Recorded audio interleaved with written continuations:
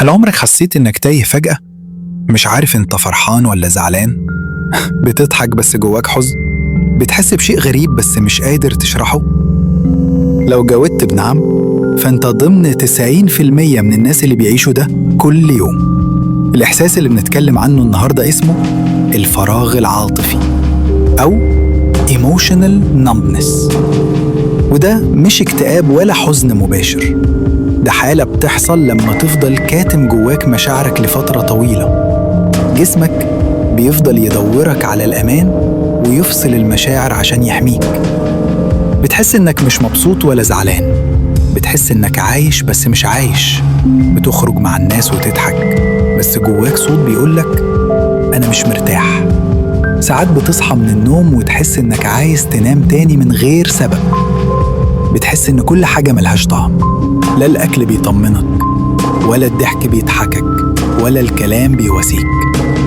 وده مش معناه إنك ضعيف أو عندك مشكلة، لا بالعكس، ده معناه إنك إنسان مرهق من جوانب مش باينه للناس. يمكن شغلك بياخد منك كتير، يمكن علاقاتك استنزفتك، يمكن أنت نفسك مش سامح لنفسك تعبر عن اللي جواك. عشان كده بيجي الإحساس ده كأنه جرس إنذار من جواك بيقولك وقف، فكر، حاول تفهم إيه اللي ناقصك، لأنك محتاج ترجع تحس، محتاج تاخد خطوة صغيرة تغير بيها حاجة واحدة في يومك، حاجة ترجع لك إحساسك بالحياة.